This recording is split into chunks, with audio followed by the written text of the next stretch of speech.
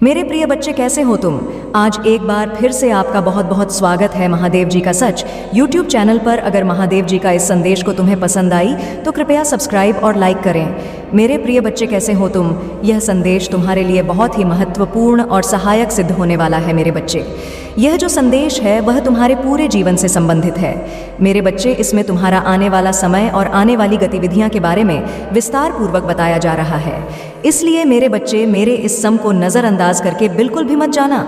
यदि तुम उसे नज़रअंदाज करके जाओगे तो मेरे द्वारा बताई गई समस्त बातों से वंचित रह जाओगे, और जब तुम मेरी बातों से वंचित रह जाओगे तो तुमसे ऐसी महत्वपूर्ण बातें तुमसे छूट जाएंगी जो तुम्हारे जीवन में खुलकर आने वाली है।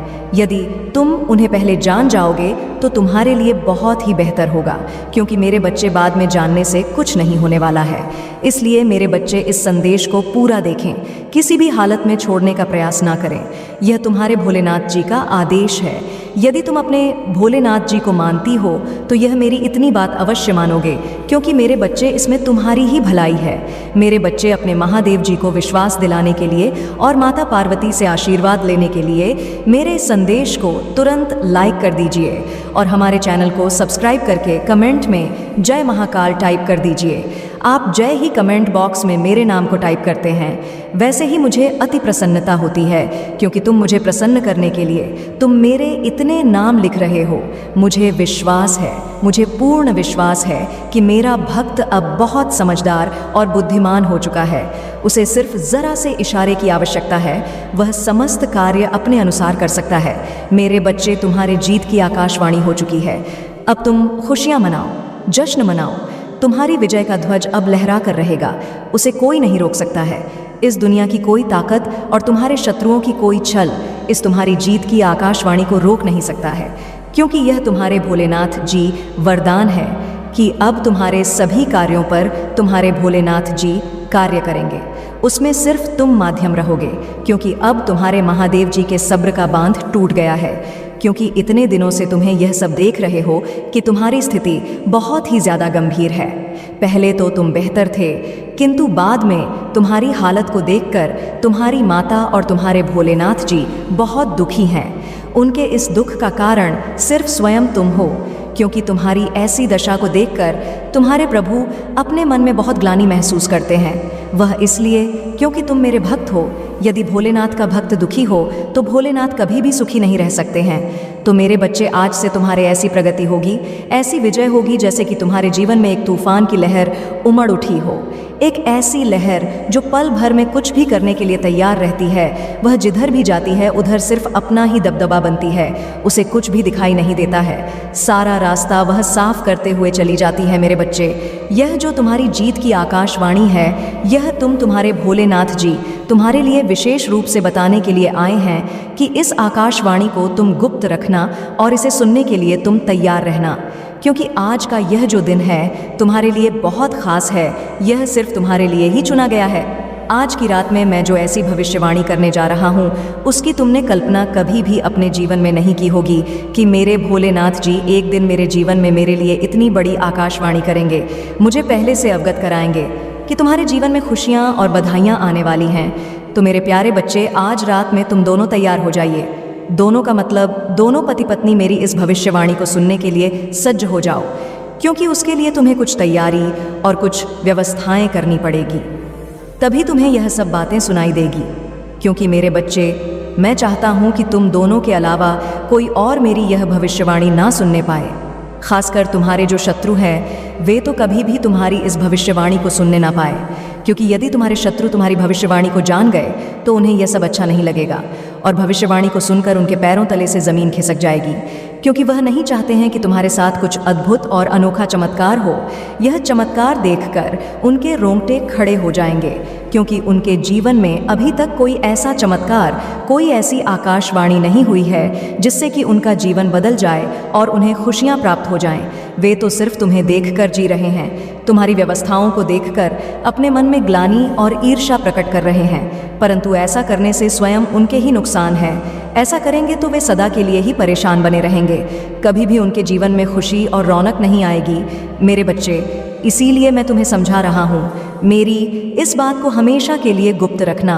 सिर्फ तुम दोनों पति पत्नी ही मेरी इस भविष्यवाणी को सुनो, और जब तुम मेरी इस भविष्यवाणी को सुनोगे तो उसके बाद में तुम्हें अपने किसी सगे संबंधी से भी यह बातें बिल्कुल भी नहीं बतानी है कि हमारे भोलेनाथ जी ने हमारे जीवन में भविष्यवाणी की है, क्योंकि हो सकता है कुछ तुम्हारे ऐसे लोग हैं जो तुमसे अंदर ही अंदर बहुत ही द्वेष रखते हैं।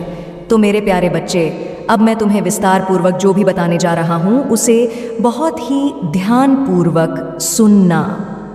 मेरे बच्चे, तुम दोनों को रात्रि 10 बजे के बाद स्नान कर लेना है, और स्नान करके जो पूजा के वस्त्र हैं उन्हें पहन लेना है। हामसम सोने दमन पूजा के वस्त्र पहनने के बाद में जहाँ पर तुम पूजा पाठ करते हो वहाँ पर जाकर दोनों लोगों को बैठ जाना है और एक घी का दीपक जला लेना है। घी का दीपक जलाने के बाद में तुम्हें मेरी पूजा करना है। पूजा मेरी वैसे ही कर देना जैसे कि तुम प्रतिदिन करते हो, और दोनों लोग आंखें बंद करके बैठकर मेरा स्मरण करना। मेरे किसी भी मंत्र का अपने मन ही मन में दोनों लोग जाप करना। वह मंत्र जाप जब तक कि तुम्हें कोई संकेत ना मिले तब तक की करना है। जैसे ही कुछ टाइम बीतेगा वैसे ही तुम्हें एक अद्भुत और अलौकिक ध्वनि सुनाई देगी, जो वह मेरी ध्वनि होगी, यानी कि तुम्हारे भोलेनाथ जी की आवाज़ होगी। उस आवाज़ में तुम्हें साफ साफ बताया जा रहा है कि हे वत्स, आज तुम्हारे भोलेनाथ जी तुम्हारे सामने प्रस्तुत हुए हैं। तुम्हें कुछ ऐसा बताने के लिए, तुम्हारी जीत को एक नई मिसाल देने के लिए, तुम्हारे सभी दुखों का अंत करने के लिए, तुम्हारी सभी पीड़ा को तुमसे अलग करने के लिए मैं यह जो तुम्हें बता रहा हूँ उन्हें बहुत ही ध्यानपूर्वक सुनना है। तो मेरे बच्चे, जब तक तुम्हें मौन होकर मंत्र जाप करते हुए बैठे रहना है और अपने नेत्रों को अवश्य बंद कर लेना। मेरे बच्चे, तुम अभी तक निराश क्यों बैठे थे? क्या तुम्हें अपने महादेव जी पर विश्वास नहीं था, या अपनी माता पर तुम्हें विश्वास नहीं था? मेरे बच्चे, मुझे तुम्हारे पास आने में देर लग गई, परंतु मैं तुम्हारे लिए जो भी लेकर आया हूँ, जो बताने जा रहा हूँ, वह तुम्हारे लिए तुम्हारी आवश्यकता से अधिक होगा। क्योंकि जब तुम्हारे भोलेनाथ की कोई प्रतिक्रिया तुम्हारे जीवन में व्यक्त करते हैं जिसमें कुछ देरी लगी होती है, तो वह तुम्हारे लिए बेहतर से बेहतर होता है। मेरे बच्चे, तुमने ऐसा कैसे सोच लिया? तुमने अपने आप को निराश क्यों किया, और तुमने मुझ महादेव से अपना विश्वास कैसे हटाया? यह तुम्हें शोभा नहीं देता है। क्योंकि मेरे बच्चे, मैं अभी तक यही देख रहा था कि तुम्हारे अंदर कितनी सहन शक्ति और सहन करने की क्षमता है। मैं देखना चाहता था कि मेरा भक्त कितने दिनों तक मौन रहकर यह सब यातनाएं और परेशानियां देखता रहेगा। परंतु मेरे बच्चे, तुमने तो कुछ ही दिनों में अपना विश्वास खो दिया है। तुम हार मानकर इतनी शीघ्र नहीं बैठने वाले थे, परंतु पता नहीं क्या हुआ कि तुम हर मनकर बैठ गए हो। मेरे बच्चे, मैं जानता हूँ तुम जिसकी संगति में रहते हो, जिन लोगों के साथ में रहते हो, वह सब सनातन धर्म के विरोधी हैं। तुम सनातन धर्म के विरोधियों के साथ रहोगे तो तुम्हारे मन के भीतर ऐसे नकारात्मक विचार उत्पन्न कर देंगे जिनसे तुम कभी बाहर नहीं निकल पाओगे। मेरे बच्चे, वैसे लोग हैं जो बौद्ध धर्म को मानने वाले हैं। मेरे बच्चे, बौद्ध धर्म का प्रचार करने वाले बहुत लोग हैं, परंतु उन्हें यह नहीं पता है कि शिवाय एक ही धर्म है जिसे महादेव जी ने बनाया है। वह है अपना सनातन धर्म। इस सनातन धर्म में इतनी शक्ति है और इतनी मान्यता है कि किसी भी धर्म में नहीं है। सनातन धर्म से ही सभी धर्म का निर्माण होता है, परंतु प्रशंसा करने के लिए तो सभी लोग जिस धर्म में होते हैं उनकी प्रशंसा करते हैं। मेरे बच्चे, जिस धर्म के जो भी भगवान या ईष्ट होते हैं, वह यह नहीं कहते हैं कि तुम एक दूसरे से मिलकर धर्म के नाम पर लड़ाई करो। वे यह कहते हैं कि तुम जिस तरह से चाहो उस तरह से अपने ईष्ट को मानो और उनकी आराधना करो। हर धर्म में हर तरीके से सिर्फ एक ही लोग मिलेंगे, कोई अन्य नहीं, जो सृष्टि का सृजन करता है, जो इस सृष्टि का निर्माण करता है और इस सृष्टि का विनाश करता भी है, जिसे देवाधिदेव महादेव कहा जाता है। वही हूँ मैं, जो निराकार को भी आकर दे सकता हूँ और साकार को भी निराकार बन सकता हूँ। मैं साकार और निराकार दोनों हूँ। मैं परमात्मा ईश्वर सब कुछ हूँ। मैं ही समस्त संसार में व्याप्त हूँ। मेरी ही माया से यह संसार और यह ब्रह्मांड चल रहा है। यदि तुम मेरी माया को नहीं समझ पाओगे तो मेरी भक्ति नहीं कर पाओगे और ना ही तुम अपने जीवन को सही ढंग से जी पाओगे। क्योंकि मेरे बच्चे, महादेव जी एक ऐसे ईष्ट हैं, ऐसे भगवान हैं जिनके अंदर में सब कुछ है, जो सब कुछ देखते हैं, सब कुछ करते हैं और सब कुछ नहीं भी करते हैं। मेरा मतलब जो है वह भी शिव है और जो नहीं है वह भी शिव है। शिव आदि है, अनंत है, शिव साकार है, शिव निराकार है। तो मेरे प्यारे बच्चे, तुम अपने धर्म को छोड़कर, अपने भोलेनाथ जी को छोड़कर क्यों दूसरे धर्म का प्रचार करने का मन में विचार किया? मेरे बच्चे, तुम्हारे महादेव जी तुमसे क्रोधित भी हैं, पर क्या करें, गलती तो संतानों से ही होती है। इसलिए मैं तुम्हारी गलतियों को माफ कर तुम्हारे पास आया हूँ। मेरे बच्चे, तुम्हें विश्वास के साथ आगे बढ़ना चाहिए। मेरे बच्चे, इस संदेश में विश्वास करो और इस संदेश को अंत तक देखो। इसकी सच्चाई जाने और अपने मन की जितनी भी नेगेटिविटी है उसे बाहर निकालो। उसे निकालने में देर नहीं लगेगी, क्योंकि तुम्हारे महादेव जी क्षण भर में ही तुम्हारी जितनी भी नकारात्मक सोच है और वह तुम्हारे मन में माया जाल का भ्रम है, वह सब तुमसे दूर कर दिया जाएगा। तुम मेरे बच्चे मेरा कहना मानो और हार मत मानो, आगे बढ़ो। हिम्मत को अपनी बढ़ावा दो और अपने उत्साह को उत्सुकता में बदलो। उत्साह से कुछ भी किया जा सकता है, क्योंकि उत्साह आत्मा की प्रबलता है और तुम्हारे शरीर का बल है। जब तुम्हारा बल ही तुम्हारे पास कार्य करने के लिए संयम में नहीं है, तो तुम कुछ भी नहीं कर सकते हो। इसलिए मेरे बच्चे, अपनी सभी गुप्त शक्तियों को जागृत करो, उन्हें देखो और समझो, उन्हें केंद्रित करो। एक नए युग के निर्माण के लिए नई सोच के साथ नई सुबह की किरण बनकर अपने जीवन को आने वाले भविष्य के लिए प्रकट करो।